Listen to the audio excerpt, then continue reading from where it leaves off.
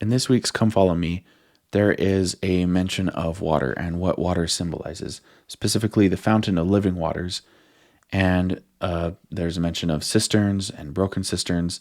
So I thought it'd be really fun to dive into the symbolism of water specifically. So that's what this video is about. In all the myths in the world, there, like religious myths, there are a lot, like water has a really important role. And I used to think that these myths were similar to each other because they came from the same myth and they were gradually broken off, and truths were lost over time. And so you have similar but different myths all over the world. But actually, a lot of the symbols that are used are important for fundamental reasons that go beyond hearing it and passing it down. Because many times stories are not retold to children, and it's not uncommon for a group to move to a new place and change their way of life. So I think that it's pretty unique or pretty coincidental if every single group of humans has some variation of the same creation myth. And because these things play a fundamental psychological role, and they're so water is an example of one that's used to represent similar things, because no matter where you are on the planet, you have a pretty similar relationship to water as all humans on the planet. It brings life, but too much of it and you can drown. So and a lot of other aspects of water, like it's where fish live and weird creatures. It's where unknown things emerge. So I wanted to dive into the psychological aspect of this symbolism, and hopefully it gives some insight into where it's used in the Bible and in religion in general. So, yeah. I'll be drawing a lot from a book called Maps of Meaning, and so mostly I'll be quoting from it because it's an amazing book. So, I'm quoting from now. The metaphorical statements of myth work because unknown or partially known things inevitably share characteristics of importance with somewhat more thoroughly investigated, comprehended, and familiar things. Two or more objects or situations come to occupy the same mythological or categorical space, therefore, because they share similar form, function, or capacity to induce affect and compel behavior. A mandrake root, for example, has the nature of a man, symbolically speaking, because it has the shape of a man. Mars is a warlike planet because it is red, and red, the color of blood, is associated indelibly with aggression. The metal Mercury and the spirit that inhabits it is akin to seawater because both may serve as solvents or agents of transformation. So, like so many other traditions, the Egyptian cosmology begins with the emergence of a mound in the primordial waters. The appearance of the first place above the aquatic immensity signifies the emergence of the earth, but also the beginning of light, life, and consciousness. So, all these different creation myths use water as sort of where being emerged, where the land we occupy and life itself emerged. So fundamentally, water is associated with chaos, unpredictability, and possibility because of unpredictability and chaos. Yeah, new and exciting things can emerge from water, from chaos, and this is a strong association that you'll find throughout, like everywhere with water, because water, it, as well as physically giving life, the chaos itself also gives life, because when things get too rigid and unchanging, it is unprepared for the dynamic nature of the world. It's unprepared for disasters that may happen. And so too much chaos and too much order are both bad. So that's the basic idea that water, a little bit of water is good, a little bit of chaos is good. And it's pretty much universal that in all these creation myths, it starts from water. And it's nice because it resonates with our day-to-day interactions with with when we create new things. It like we conceptualize things when we name things. We give order to chaos. So order emerges from the chaos. Okay, so what is our role as individuals and as culture against or in regard to chaos? The Great Father, the archetypal Great Father, protects his children from chaos. He holds back the precosmogonic water from which everything was derived, to which everything will return, and serves as progenitor of the hero. So, yeah, the Great Father sort of manages that balance between chaos and order, so that too much chaos, like life is extremely chaotic. The default nature of the world is chaos. Because that's every time we change our environment or anything happens that's new, we are yet again submerged into chaos. And so the Great Father, that is, it's like the king.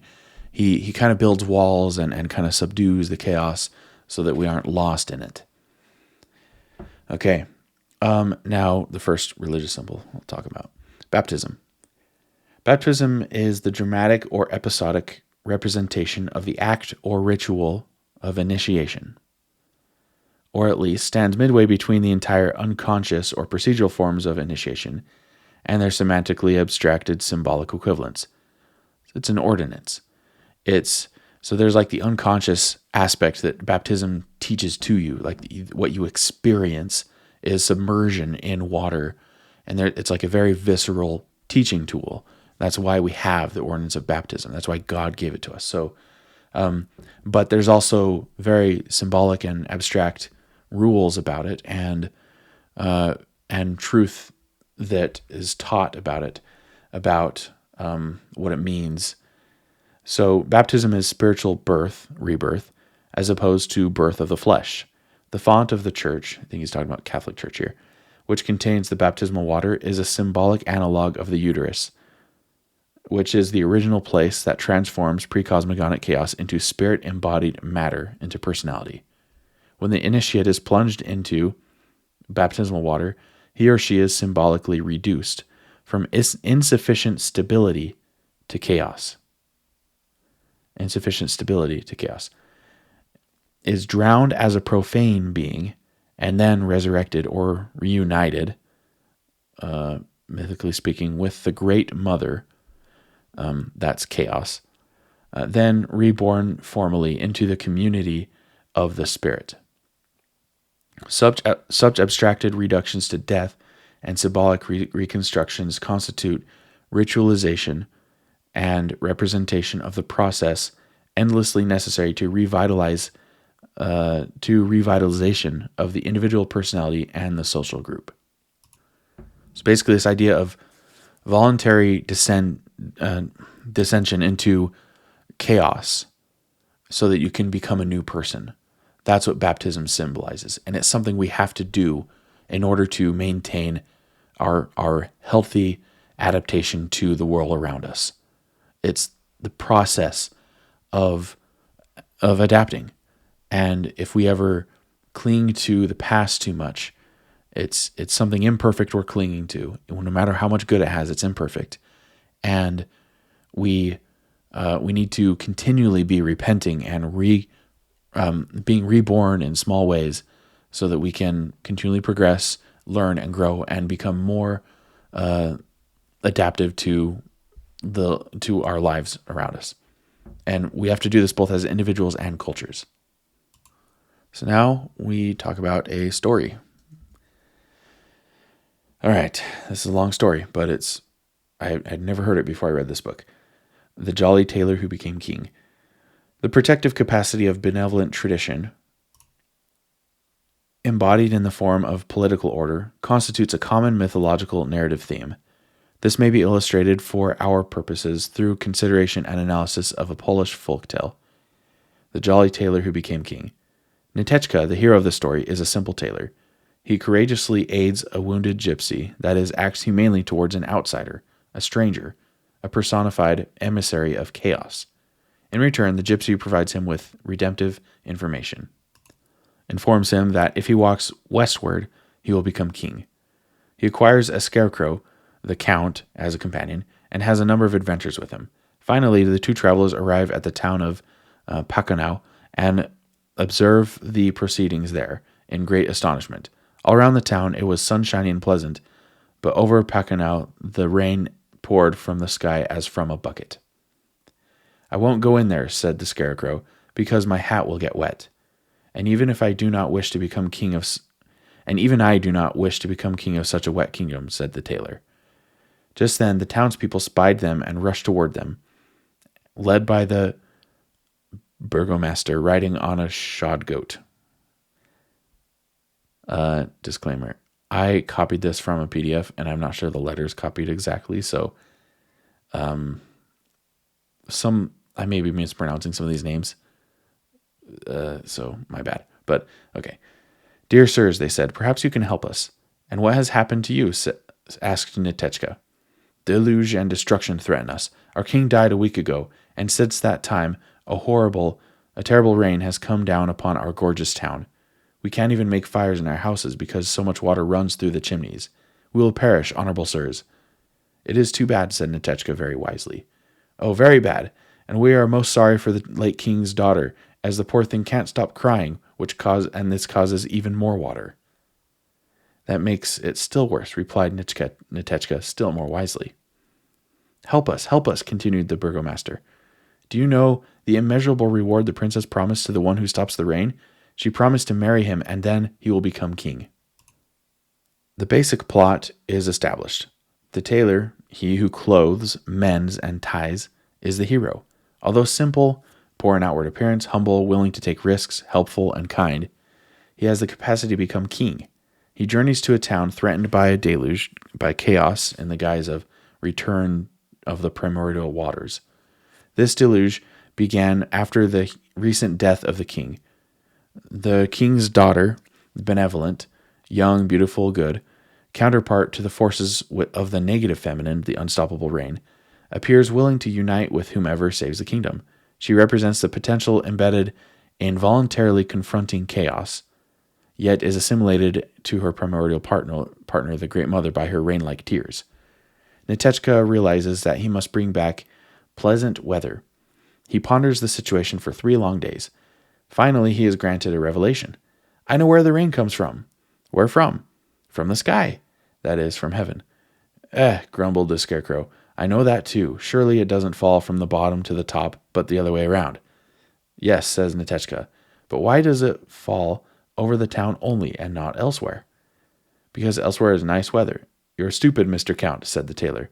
"But tell me, how long has it rained?" "They say since the king died." "So you see, now I know everything. The king was so great and mighty that when he died and went to heaven, he made a huge hole in the sky." Oh, true. The deaf the king, who is the ritual model for emulation, the figure who brings order or predictability into interpersonal interaction undertaken among his subjects, means potential dissolution of security and protection. The king's death, his return to heaven, or to the kingdom of the dead, is equivalent to the fracturing of a protective wall. The unknown from which his subjects were protected pours through the breached wall. The kingdom risks inundation. Through the hole the rain poured, and it will pour until the end of the world, if the hole isn't sewed up. Count Scarecrow looked at him in amazement. "In all my life I've never seen such a wise tailor," he said. Nitechka orders the town people to bring all the ladders in the town, to tie them together and lean them against the sky. He ascends the ladder with 100 needles, threading one. Count Scarecrow stayed at the bottom and unwound the spool on which there was 100 miles of thread. When Nitechka got to the very top, he saw that there was a huge hole in the sky, a hole as big as the town. A torn piece of the sky hung down, and through this hole the water poured. This narrative fragment is particularly interesting, as it is apparent that the water is coming somehow from behind the sky. The sky is utilized in mythology in general as the masculine symbol, at least the day sky, and tends to be assimilated to the same natural category as the king. It appears to be damage to the general structure of the masculine sky, produced by the death of a specific king, that constitutes the breach through which pre-cosmogonic material in the form of water is able to pour through. The death of the king and the breach in the sky is equivalent in meaning to the death of Apsu in the Enuma Elish, Mesopotamian myth, the death that heralded the reappearance of Tiamat. In this tale, however, Nitechka repairs the structure of the sky, an act equivalent to the reconstitution of Osiris, which is the, I think, Egyptian one, instead of directly battling the dragon of chaos. So he went to work and sewed for 2 days. His fingers grew stiff, and he became very tired, but he did not stop. When he had finished sewing, he pressed out the sky with the rain. I think that's what it says. And then, exhausted, went down the ladders. Once more the sun shone over Pakanau. Count Scarecrow almost went mad with joy, as did all the other inhabitants of the town.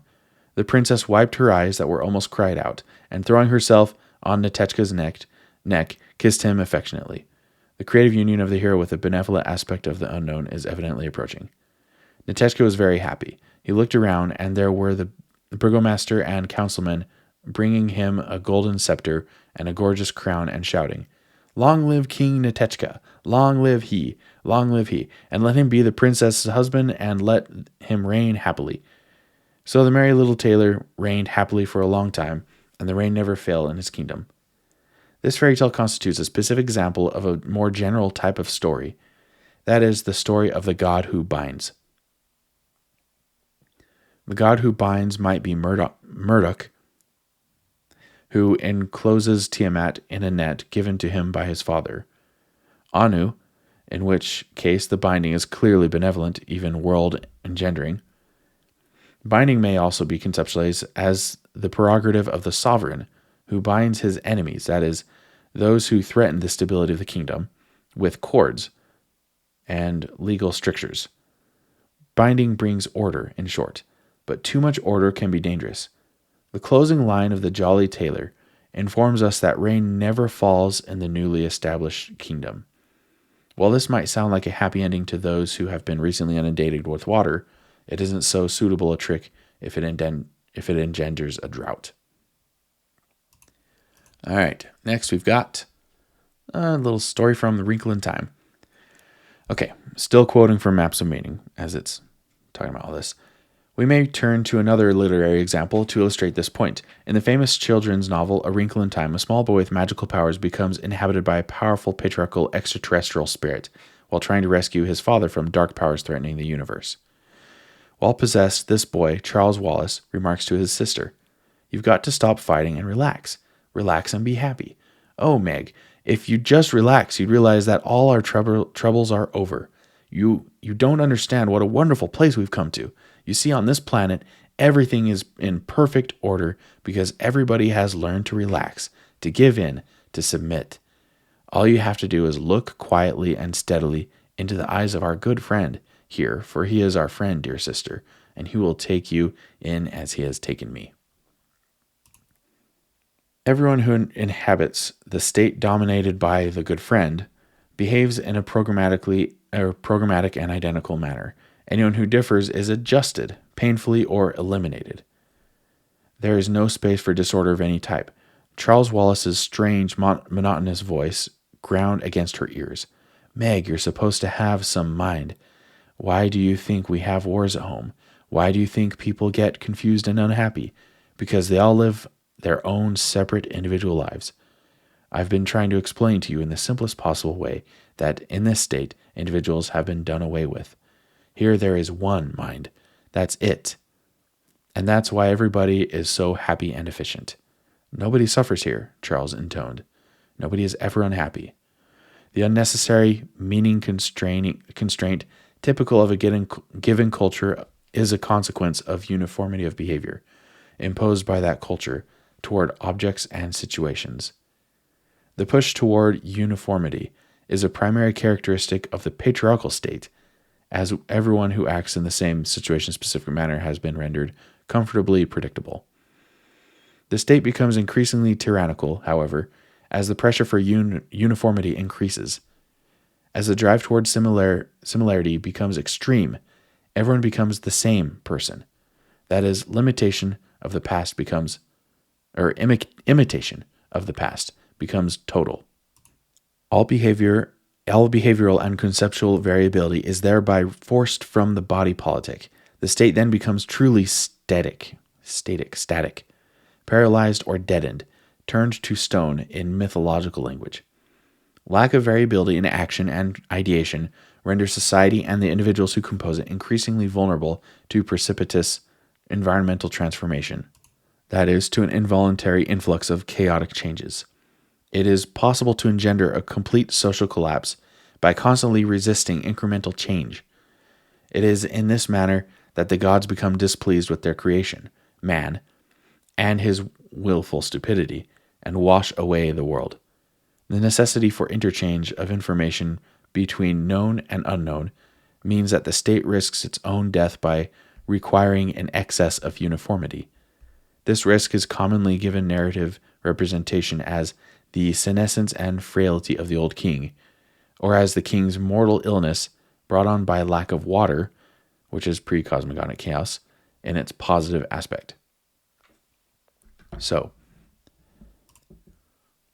when a culture becomes too stuck in its ways, it is like it's in a drought. And when it's in a drought for too long, the waters build up, and then you get a flood. So I don't think that every culture on Earth has the same flood story.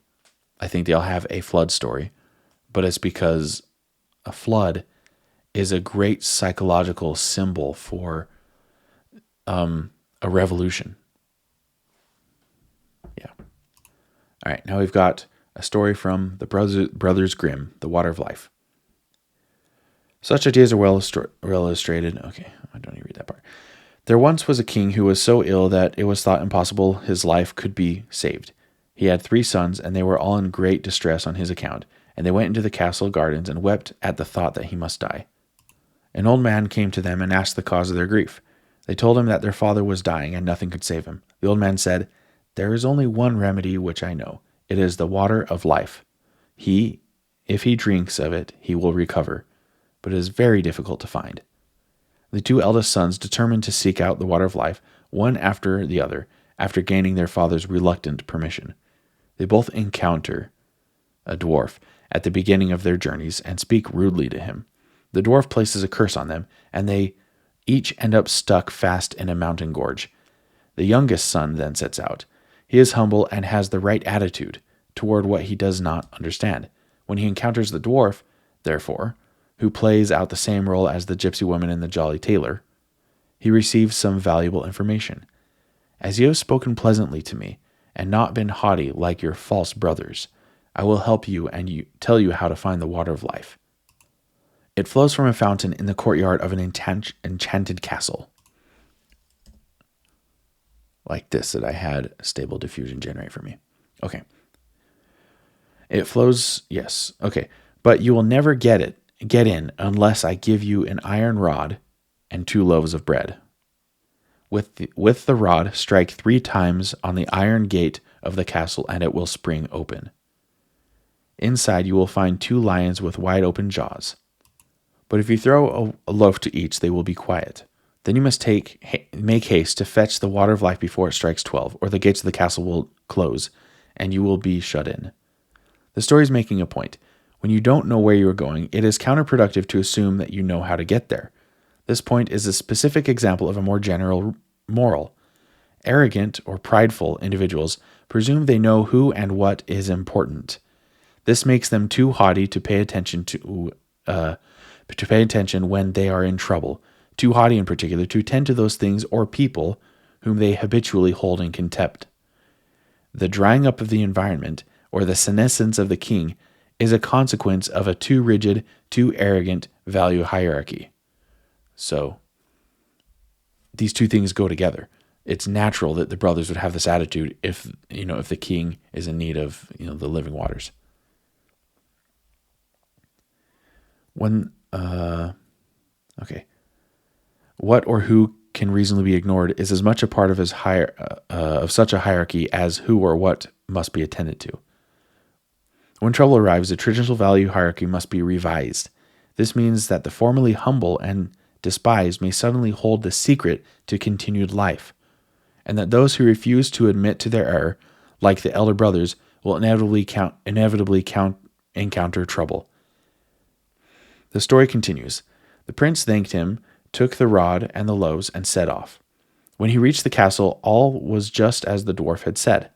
At the third knock, the gates flew open, and when he had pacified the lions with their loaves, he walked into the castle. In the great hall, he found several enchanted princes, and he took the rings from their fingers. He also took a sword and a loaf which were lying by them. The enchanted princess might be regarded as equivalent. Wait a sec. Okay, I read that right. Okay. The enchanted princes might be regarded as equivalent, in an important sense, to Osiris, the ancestral hero who was potentially unutilized in the underworld after his dismemberment by Seth. Seth is like Satan, and that was the Egyptian myth, I think. The enchanted princes are ancestral forces with magical powers, like the dead kings in the Churchyard Dream we discussed earlier. I don't think I read that. The young prince's voyage into the enchanted castle is equivalent to a voluntary descent into the dangerous kingdom of the dead. His encounter with the dead ancestors allows him access to some of their power in the guise of their tools and their other belongings. The young prince also encounters a benevolent aspect of the unknown in the underworld, as might well be expected in her typical personification. On passing into the next room, he found a beautiful maiden who rejoiced at his coming. She embraced him and said that he had saved her, and if he would come back in a year, she would marry him. She also told him where to find the fountain with the enchanted water, but she said he must make haste to get out of the castle before the clock struck 12. Then he went on and came to a room where there was a beautiful bed freshly made, and as he was very tired, he thought he would take a little rest. So he lay down and fell asleep. When he woke, it was 11:45. He sprang up in a fright and ran to the fountain and took some of the water in a cup which was lying nearby, and then hurried away. The clock struck just as he reached the iron gate, and it banged so quickly that it took off a bit of his heel. He rejoiced at having got some of the water of life, and hastened on his homeward journey. He again passed the dwarf, who said when he saw the sword and the loaf, "Those things will be of much service to you. You will be able to strike down whole armies with the sword, and the loaf will never come to an end." The sword and the loaf are the concrete forms taken by the possibility released during the prince's heroic journey into the terrible unknown. The sword is a tool which might find its use in the battle with negative forces. The loaf is magical in the same manner as the loaves and fishes in the story of Christ's miraculous provender. And then he tells the story of the loaves and fish. Okay. The hero provides food that never ends. So back to the story. The dwarf tells the prince where his brothers can be found, warning him that they would have bad hearts and should be left to their fate. The young prince seeks them out, nevertheless, rescues them, and tells them everything that has happened. They rode away together and came to a land where famine and war were raging. The king thought he would be utterly ruined, so great was the destitution. The prince went to him and gave him the loaf, and with it he fed and satisfied his whole kingdom. The prince also gave him his sword, and he smote the whole army of his enemies with it, and then he was able to live in peace and quiet. This is my own note. The sword, it's like the sword of truth, I think. The word of God has more effect on people than the sword or anything else. And so truth is a sword. It's like the most powerful sword. So I think that's what this is referring to. When you go into the unknown, you discover truth. But later they had to pass through 2 more countries where war and famine were raging, and each time the prince gave his sword and his loaf to the king. In this way, he saved 3 kingdoms. The tale takes this diversion to help drive home the general utility of what has been rescued from the enchanted kingdom where the princess dwells. The treasures released from that kingdom have a powerful, protective, revitalizing capacity no matter where they are applied. The brothers continue homeward, but the older two deceive the younger on the voyage, exchanging the true water of life for salt sea water. The arrogant older brothers replace the benevolent aspect of the Great Mother with her destructive counterpart. When he arrives at home, the younger son unwittingly gives this poisonous water to his father, making him sicker. The older brothers then heal the poisoned king with the genuine but stolen water, masking their evil souls with the appearance of benevolence, and arrange to have their unfortunate sibling banished and killed. The huntsman assigned to do the killing cannot bring himself to do it, however, and allows the young prince to escape. Then the tide starts to turn. That reminds me of Lion King a little bit. Then the tide starts to turn. The previous generous exploits of the young prince are revealed, and the young king repents. After a time, 3 wagon loads of gold and precious stones came to the king for his youngest son. They were sent by the kings who had been saved by the prince's sword and miraculous loaf, and who now wished to show their gratitude. Then the old king thought, "What if my son really was innocent?" And he said to his people, "If only he were still alive, how sorry I am that I ordered him to be killed." "He is still alive," said the huntsman. "I could not find it in my heart to carry out your commands." And he told the king what had taken place. A load fell from the king's heart on hearing the good news, and he sent out a great proclamation to all parts of his kingdom that his son was to come home, where he would be received with great favor. In the meantime, the princess is preparing for the return of the prince. She had caused a road to be made of pure shining gold, leading straight to her castle. This is kind of weird, me changing these images. Anyway. And told her people that whoever came riding straight along it would be her true bridegroom, and they were to admit him. But anyone who came either on one side of the road or on the other would not be the right one, and he was not to be let in.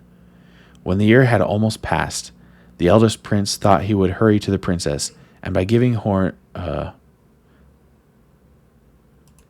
himself out as her deliverer, would gain a wife and a kingdom as well. So he rode away, and when he saw the beautiful golden road, he thought it would be 1,000 pities to ride upon it. So he turned aside and rode to the right of it. But when he reached the gate, the people told him that he was not the right bridegroom, and he had to go away. Soon after the second prince came, and when he saw the golden road, he thought it would be 1,000 pities for his horse to tread upon it. So he turned and rode upon the left of it. But when he reached the gate, he was also told that he was not the true bridegroom, and like his brother was turned away. The 2 elder princes are too bound up in their traditional thoughts of power, wealth, and glory to concentrate on what is of true importance. Because of their great respect for the gold that makes up the road, they miss a great opportunity.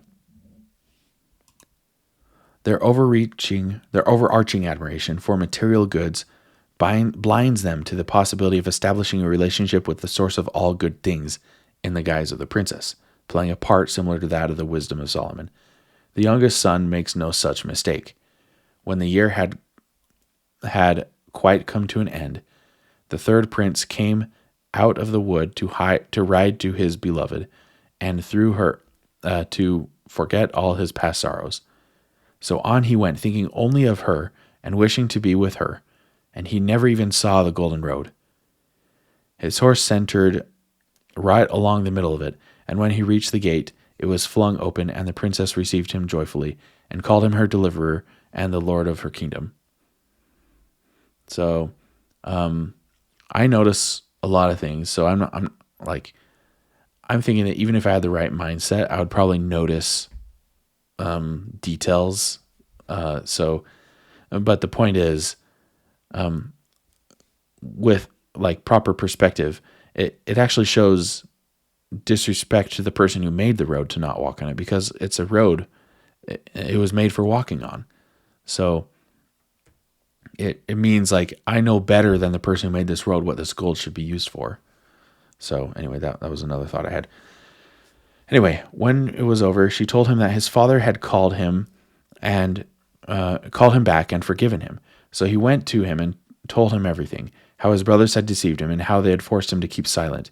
The old king wanted to punish them, but they had taken a ship and sailed away over the sea and never came back as long as they lived. The old king is dying for lack of water. He has 2 eldest sons who could rescue him, but they are narrow-minded, traditional, materialistic, selfish, and rigid. They lack proper spirit for the quest. The youngest son, a proper hero, pays attention to what the sensible ignore, makes a voyage into the unknown, and brings back what is needed. It is the journey of the hero that revitalizes the king. Osiris, the Egyptian myth again, languishes in the underworld, regardless of past greatness, without Horus. It was the emergence of the heroic stance, mythically represented by man as equal in divinity to the unknown or nature, that provided the precondition for the generation of concrete behavioral adaptations to the world of experience. Emergence of heroism meant construction of culture, historically determined procedural knowledge and communicable description thereof. Okay, so you have culture that is like the embodiment or the procedures generated by the truth gained from going into the unknown put into practice. And you constantly need to be learning, constantly need to be going into the unknown, getting truth, like the sword of truth, and generating new kingdom, new culture.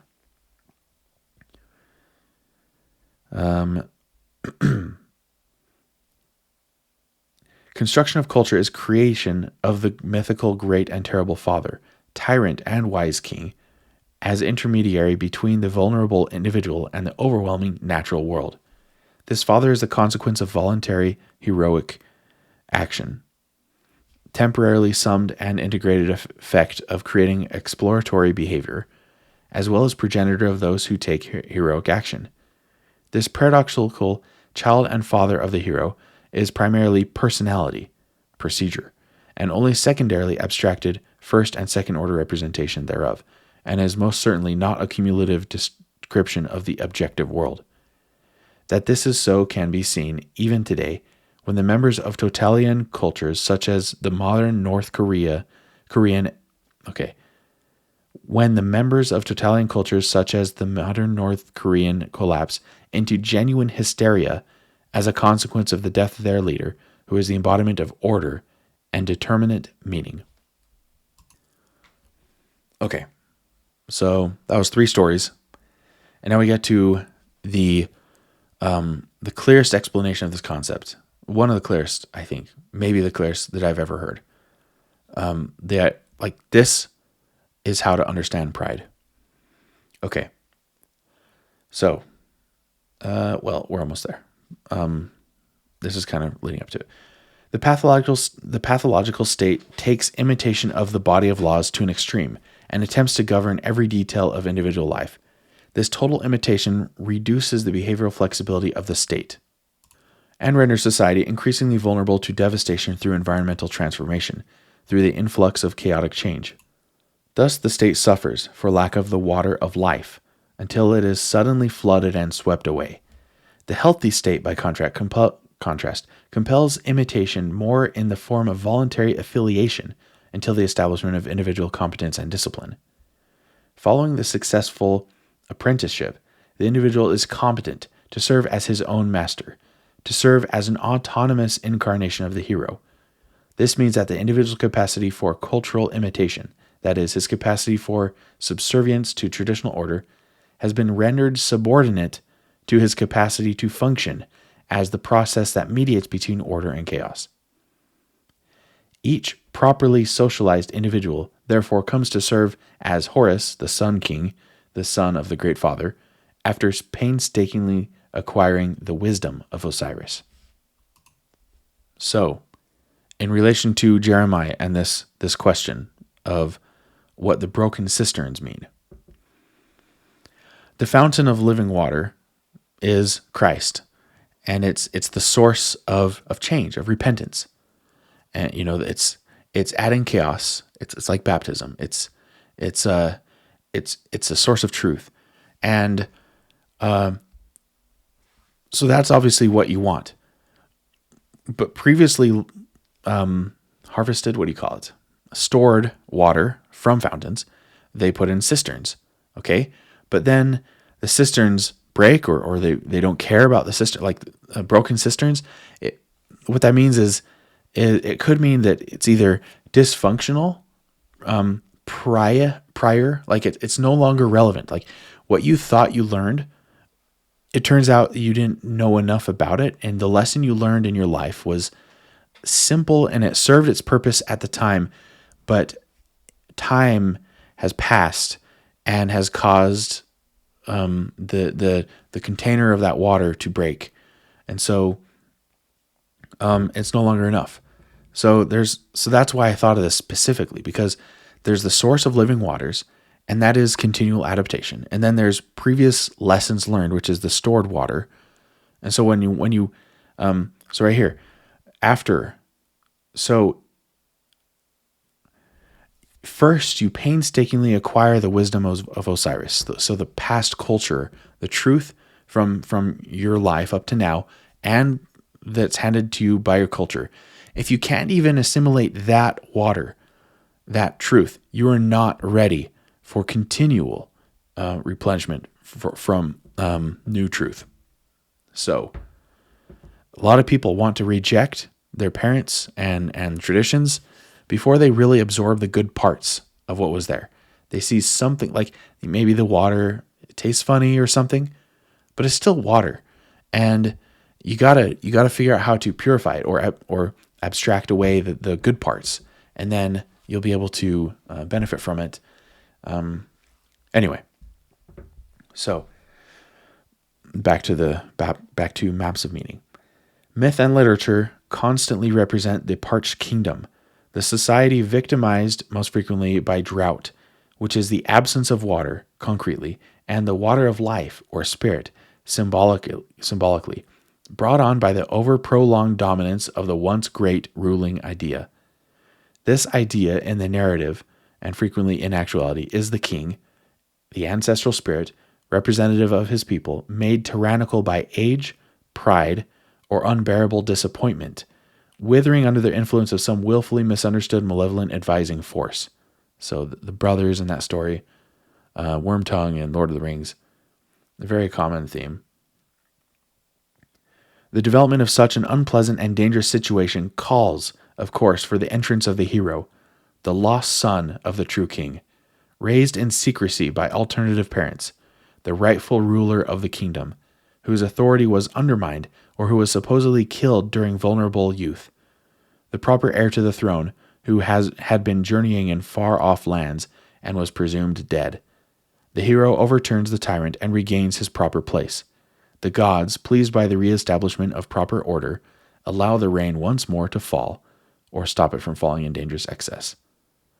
In a story of this type, the creative aspect of the unknown nature is locked away, metaphorically, by the totalitarian opinion of the current culture. Such a state of affairs might be represented, for example, by the sleeping princess, in the kingdom brought to standstill, or by some alternative variant of the existence of the treasure hard to attain, paralyzed by patriarchal despotism, or frequently by the fear of the terrible mother. The kingdom remains stagnant, while the princess, nature in her benevolent guise, waits for the kiss of the hero to wake. Her awakened and revitalized beauty subsequently reanimates her people. See, all these fairy tales and stories, they're psychologically significant, and they stick. They're sticky. They stick to human psychology because there is permanent truth in there, eternal truth embedded in it. And it's like analogy, it's metaphor. Okay, now we get to pride, the prideful individual. The individual lies to convince himself and others that he embodies the greatness of the past. He pretends to be upright and courageous instead of acting morally and bravely. He pretends to be upright. Oh, I already read that. Truly courageous actions might turn the group against him, and it is only identity with that group that keeps his head above water. The lie means denial of self, means the abandonment of mythic identity with God, means certain involuntary revolutionary collapse in time. The lie means conscious refusal to modify and reconfigure historically predicated behavior and belief to incorporate novelty and alleviated threat. Endless failure to voluntarily update means the generation of a morass around the individual where the water of life once existed. What could be life-giving liquid becomes a deadly swamp, composed of past errors, unresolved traumas, and current difficulties. This is the domain characterized by Freud as the unconscious, into which repressed memories are cast. This really fits the symbolism Lehi's dream. This is awesome. But unprocessed information is not precisely memory. That which has not yet been explored is not yet memorable, not yet even real.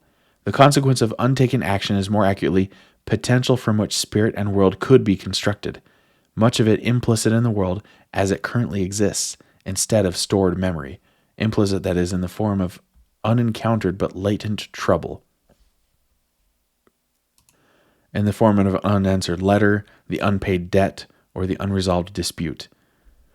This generated swamp grows increasingly impenetrable as time passes, becomes increasingly uninhabitable as the consequences of long-term avoidance propagate, as the monsters of the bog sprout new and hungry heads.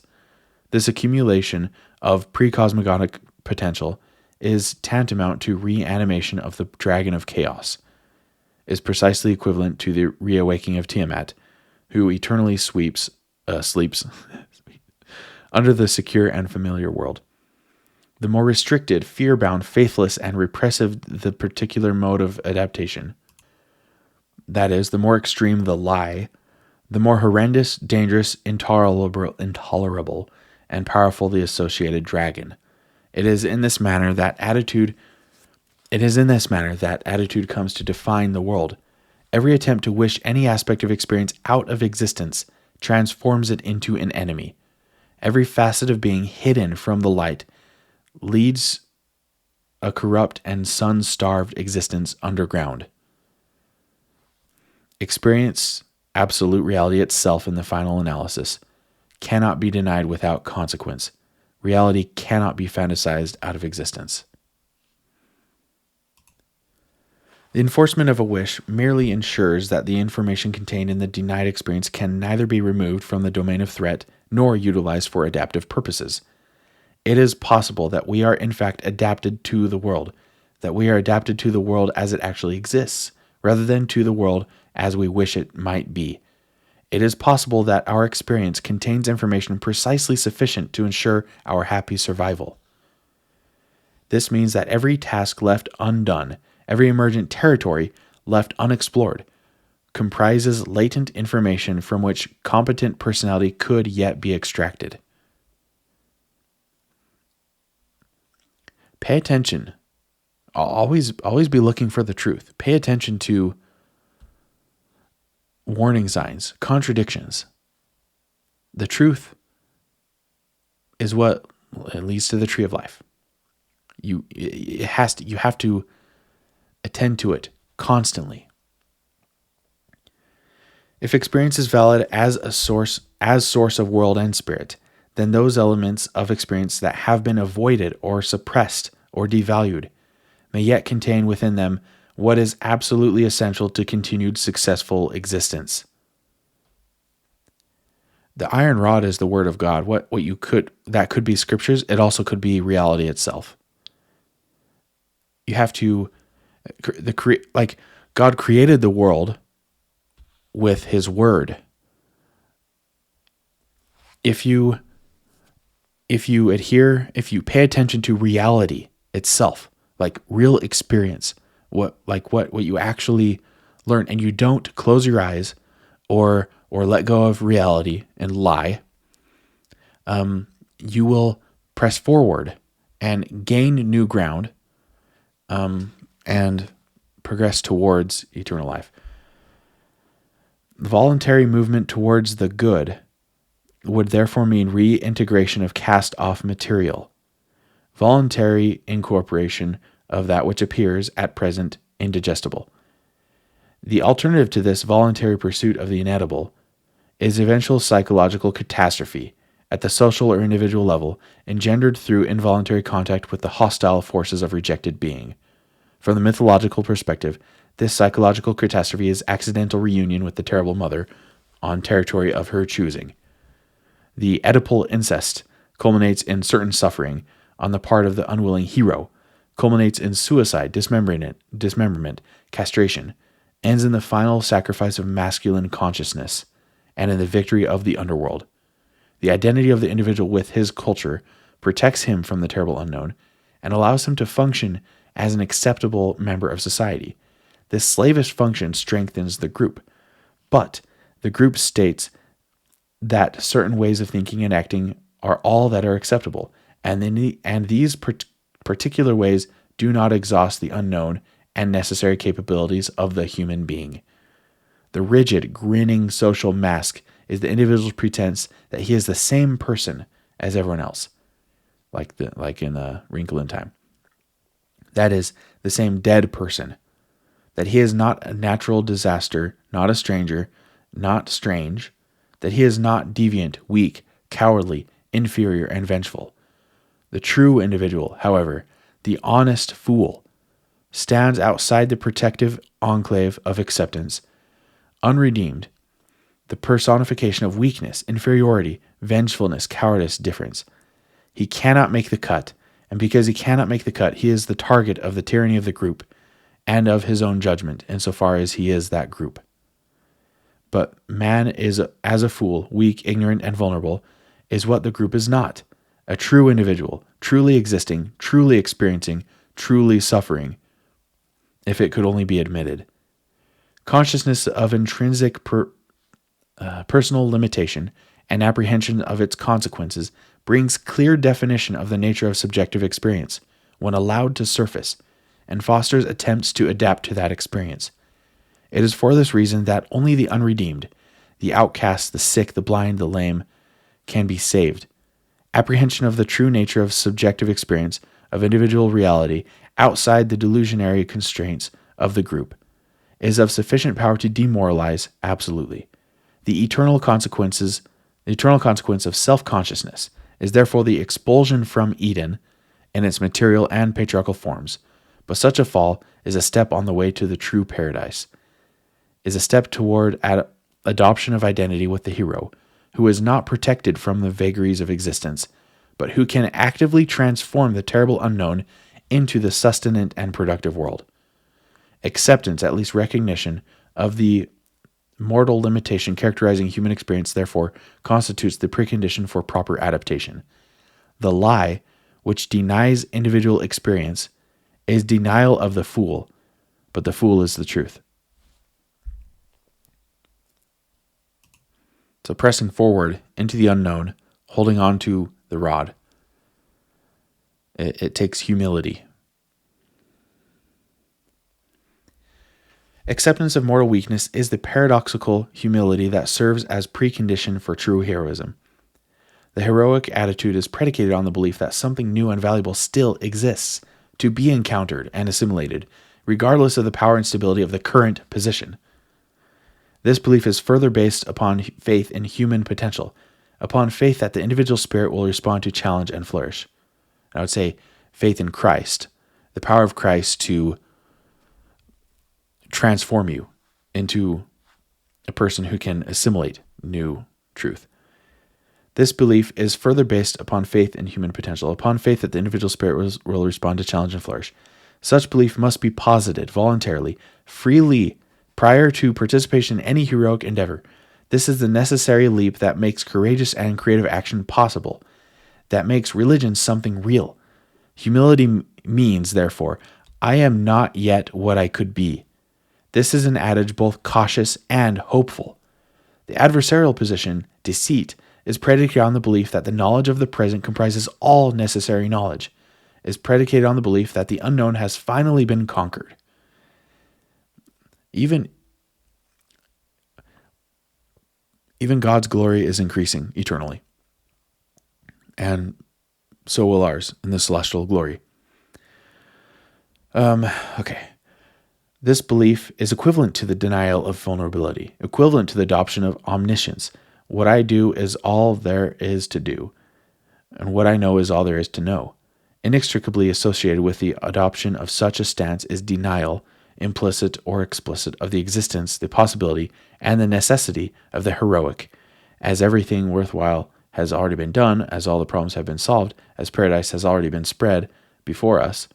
This is a terrible position, as the axiom of faith, we are redeemed, makes human suffering itself which can never be eradicated as a consequence of ideological identification, something heretical,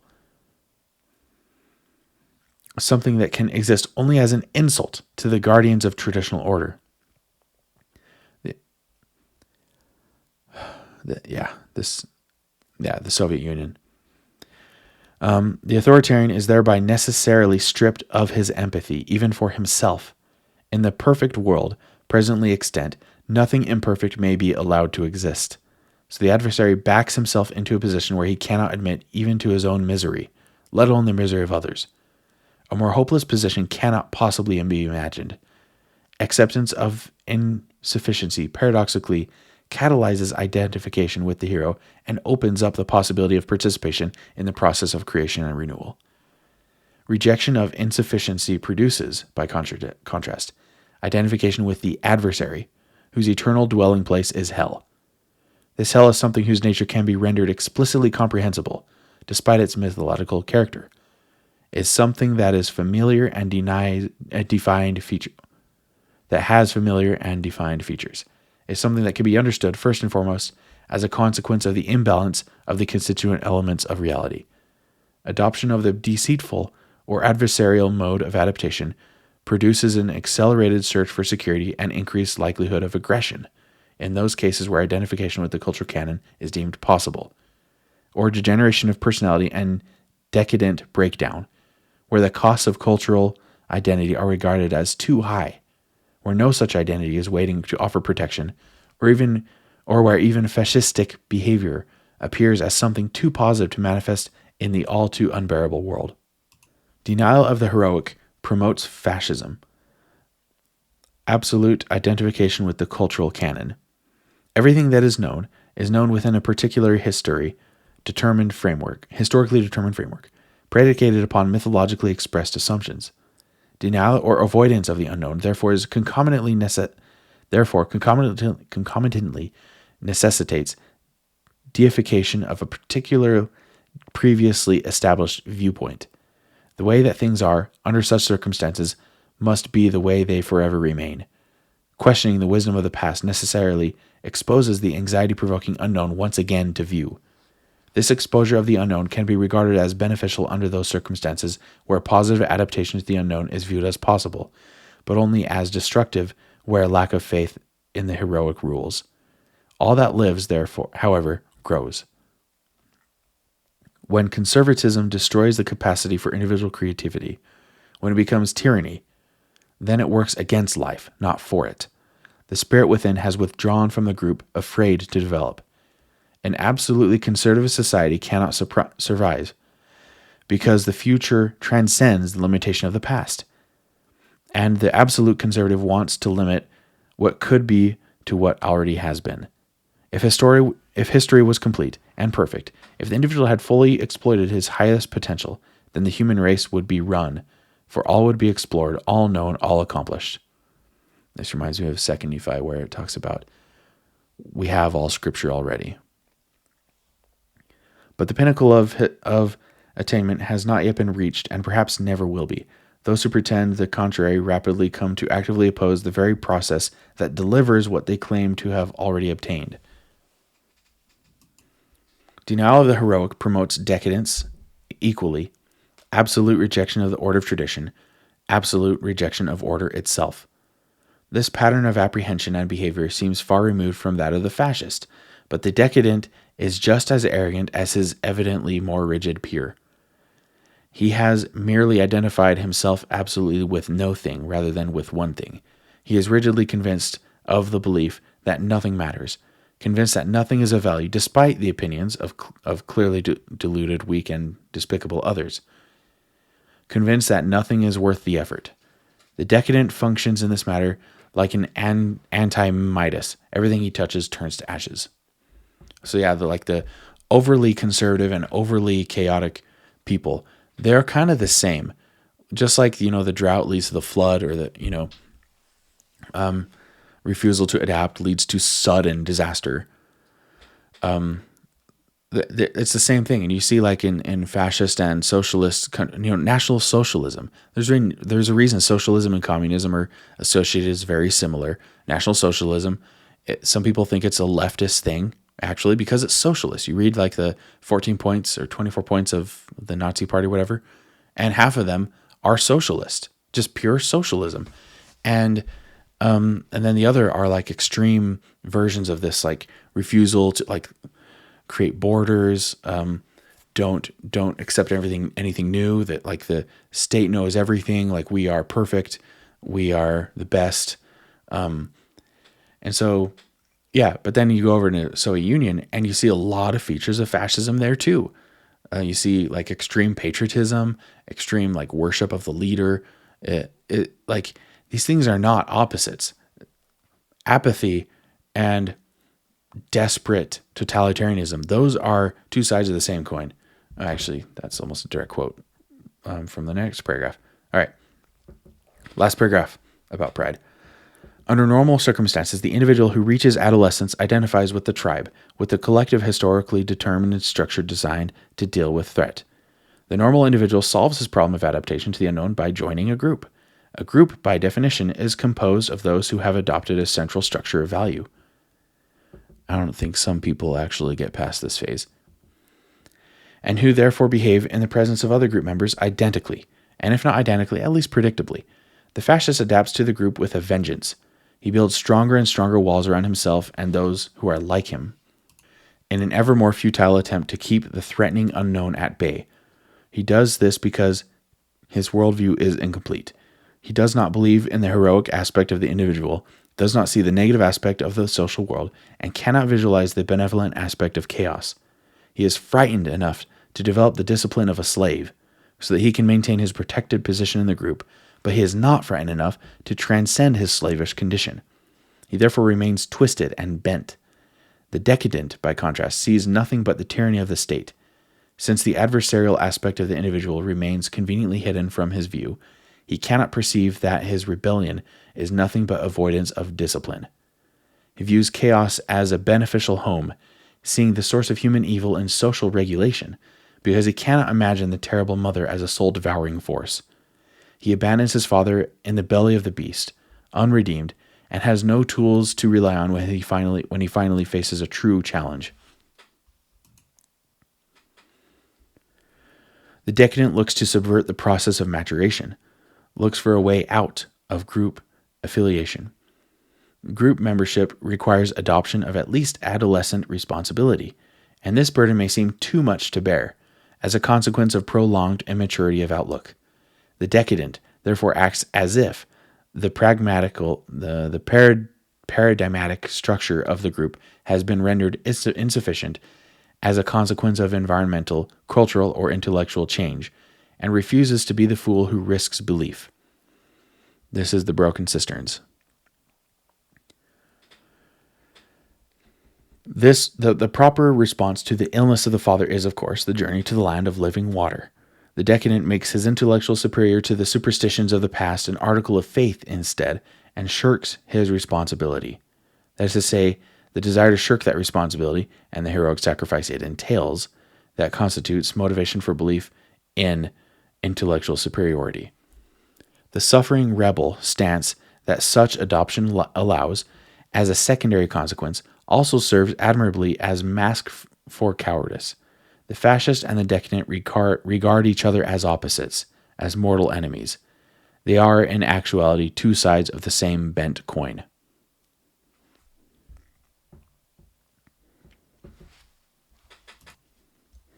Okay, now the final section. Isn't that a refreshing image? It's kind of bright. All right. Law is a necessary precondition to salvation, so to speak. Necessary, but insufficient. Law provides the borders that limit chaos and allows for the protected maturation of the individual.